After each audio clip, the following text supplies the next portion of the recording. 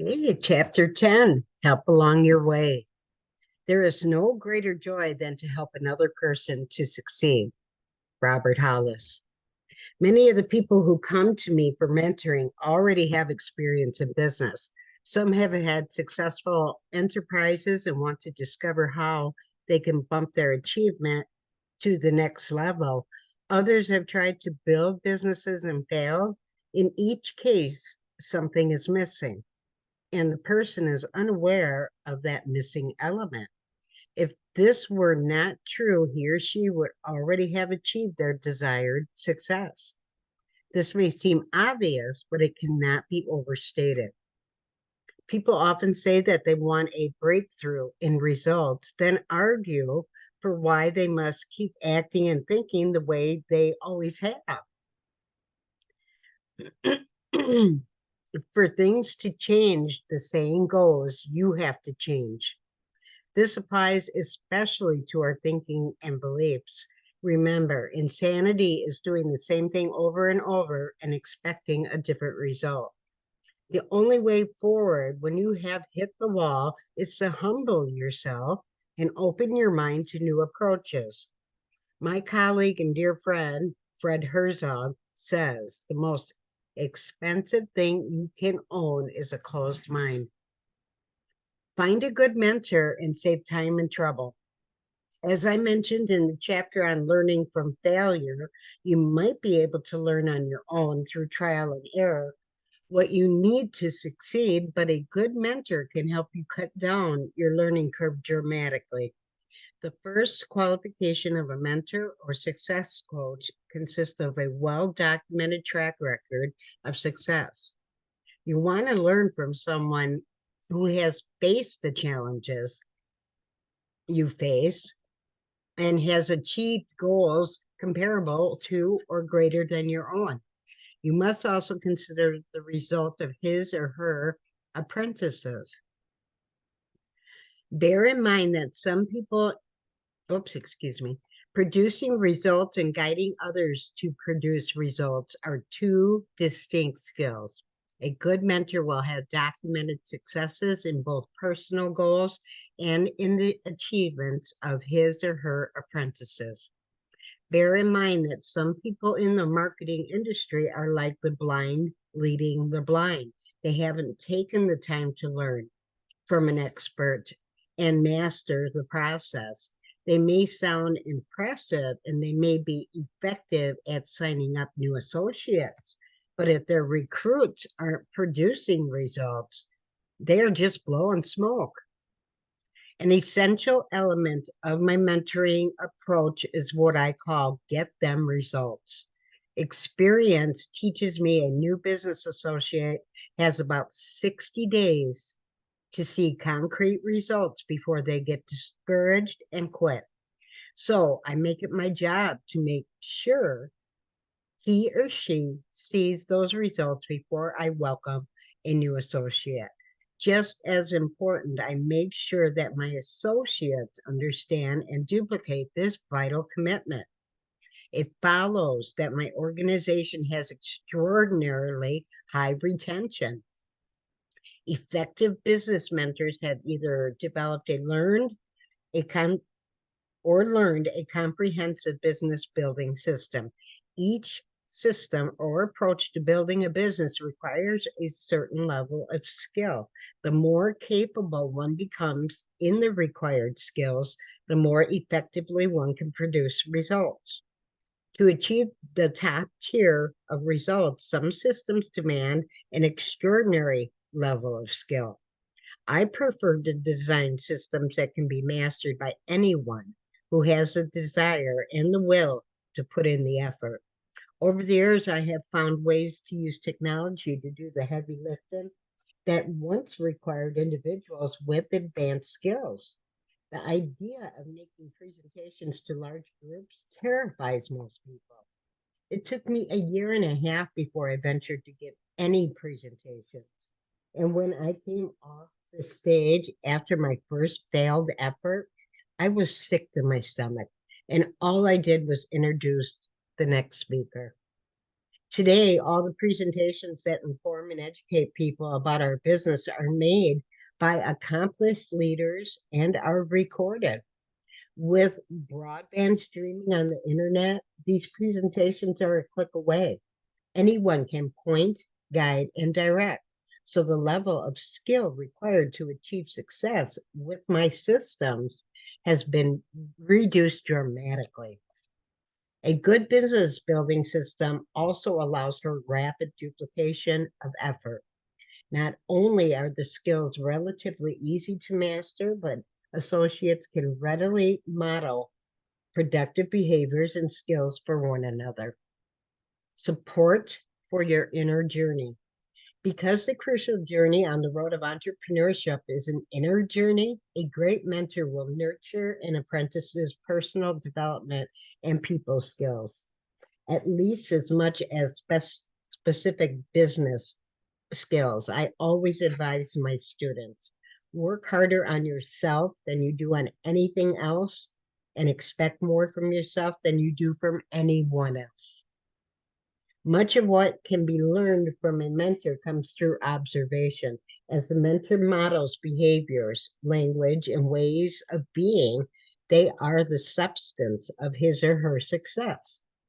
Watch and listen as your mentors interacts with other people. Begin to discover what thoughts and beliefs distinguish success consciousness from failure consciousness. As you listen in on these conversations, stretch yourself to see if you can see what they see, hear what they hear, and think what they think. If you really pay attention, you will become utterly fascinated, as I am, with people and also truly inspired. I often tell my associates, when you think and act like me, you will have the kind of results that I have. Personal development engages topics that can touch sensitive and vulnerable places within us. Often a mentor will challenge ways of thinking and beliefs the student holds dear and may even consider essential to his or her identity. People get stuck in common mental traps. We call them blind spots. Some people who act like they already know everything, it takes some finesse to get a new idea over the bridge with them. Or trying getting a compulsive person or a compulsive people pleaser to give you the opinion or define their own goals. Then there are people who can't focus on a simple task because they are always dealing with distractions.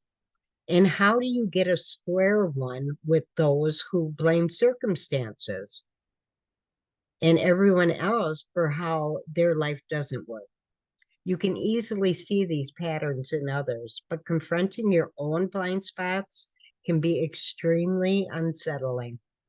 For this reason, you must select a mentor you trust.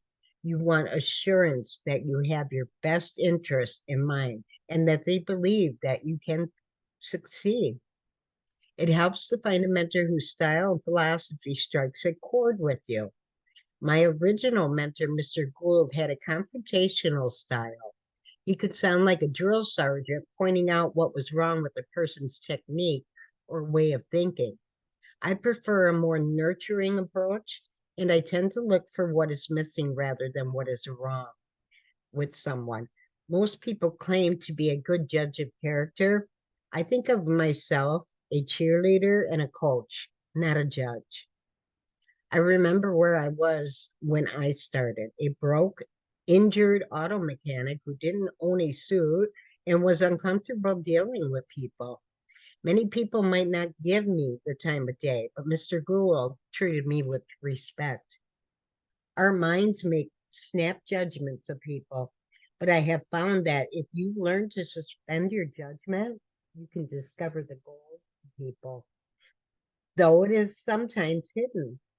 Robert Scholler once said, any fool can count the seeds in one apple, but only God can count the apples in one seed. I can't tell you how many times people have completely surprised me. The ones who seemed to show the greatest promise often failed and put forth the needed effort.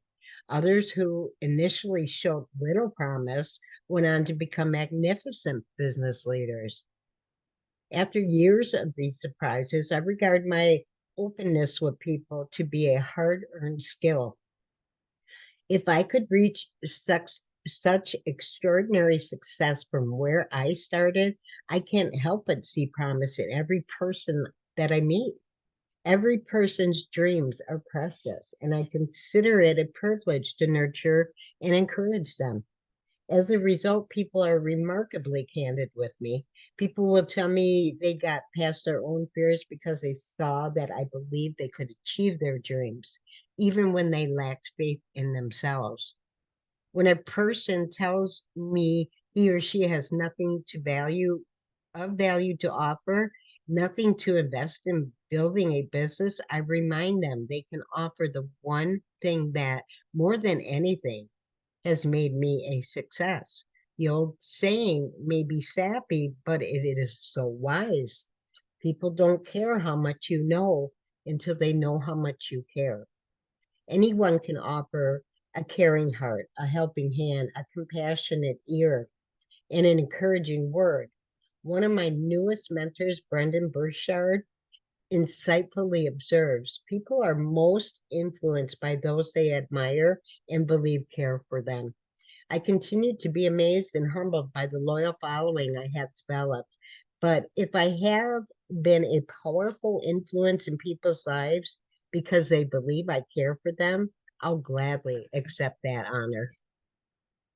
When the student is ready, though I take a nurturing approach, no mentor worth his or her salt will coddle people like little children. You may think I have overemphasized the topic of sorting, but it applies to every aspect of business and life, especially in a mentor-apprentice relationship. You can only coach a student who demonstrates they are ready. I never try to cajole a non-student into becoming a student. Sometimes you want more for people than they want from themselves, but you have to exercise restraint. If you have to motivate someone today, you will have to do it every day. So I don't go down that road. According to a Buddhist saying, when the student is ready, the teacher miraculously appears. I invest time in individuals who demonstrate their readiness by taking the necessary actions and producing results. In the early stages of any journey, we must celebrate baby steps and seemingly simple results. The Bible asks, for who has despised the day of small things or small beginnings? Zechariah 4:10.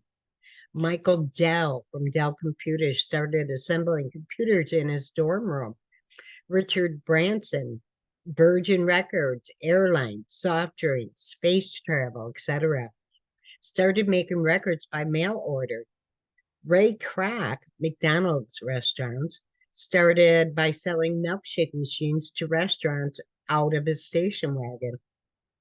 Take the long view. You're in school, but this isn't Hogwarts. It's more like fine farming than magic. You're planting seeds that may take a long time to sprout and grow. So give it all you got, but also give it time. Everything happens in its season. An interviewer asked a successful Japanese businessman when he would see results from his latest projects. His response stunned me. The results of my current efforts may not show up in my children's lifetimes. Perhaps they will appear while my grandchildren are alive. That's what I call faith. Speed up the process. I understand if you can't wait that long to see results. There are three ways you can speed things up. First, be coachable. Commit to do whatever it takes. If the coach tells you to do XYZ, then you do XYZ with gusto. Don't just go through the motions.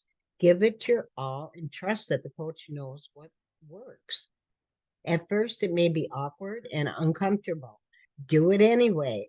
Successful people do what unsuccessful people are unwilling to do. It's that simple. Second, tell the truth. Be brutally honest with yourself and your coach. The coach asks if you did it, your answer must be yes or no. Any explanation on your part is superfluous. Coach asks you for results and you provide the numbers. Anything else is noise. Keep it simple. Keep your attention on taking the coaching and learning all there is to learn. Leave the outcome to God and give the increase. He gives the increase. See 1 Corinthians 3:7. And third, be hungry to learn. You have to stir up your desire to learn, grow, and master the material. This reminds me of a story of a guy who asked the Zen master to help him achieve enlightenment. The Zen master takes the guy to the beach and holds his head underwater. When the master finally lets him up to breathe, he says, when you want to be enlightened, like you wanted that breath, then you will be ready. Come back then. It seems dramatic, but you need that white hot desire to make dramatic progress. The only knowledge that matters is applied knowledge. You don't really know anything until you can produce the results that prove it. So be eager to practice everything that you learn. Stay in action and pay close attention to what works. Sometimes, even when you aren't clear about your own ambitions, you meet a mentor that inspires you. You admire how they live, how they interact with people, how they think, and who they are. On your journey to discover your own passions and calling, it's okay for a while to hitch your wagon to another person's star. For several years, I submitted myself to the guidance and teaching of one mentor. Under his leadership, I achieved my first taste of success and made the shift from failure consciousness to success consciousness. Along the way, I discovered that Mr. Gould was not the only master within my industry. In the past 2 decades, I have acquired many teachers. In spite of all the success with which I have been blessed, I continue to find wisdom, insight, knowledge, and inspiration from others who have blazed new trails in business and in living. As you reach to achieve your goals, I hope you will grow to love this wonderful journey of learning and self-discovery. For now, to get you moving toward your dreams, find one mentor with a proven track record and an approach that you can believe in. Be a diligent apprentice and go to school.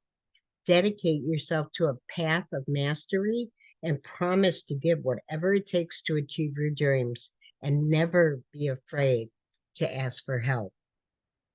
Questions for discussion, reflection, and action. Number 1, what ideas and ways of thinking of yours are already being challenged as you read this book or listen to it? Number 2, when has a mentor influenced your life? What qualities in that mentor made a difference to you? Number 3, what aspects of your thinking and skills can benefit most from a supportive mentor? And number 4, what will be your greatest challenges in working with a coach or a mentor?